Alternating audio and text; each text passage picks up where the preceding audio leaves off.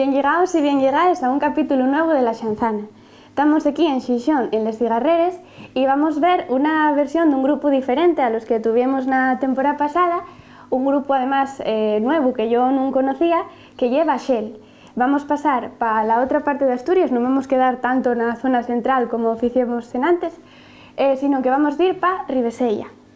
Y vamos a hacer una canción que se llama justo así, Ribesella de Baxel.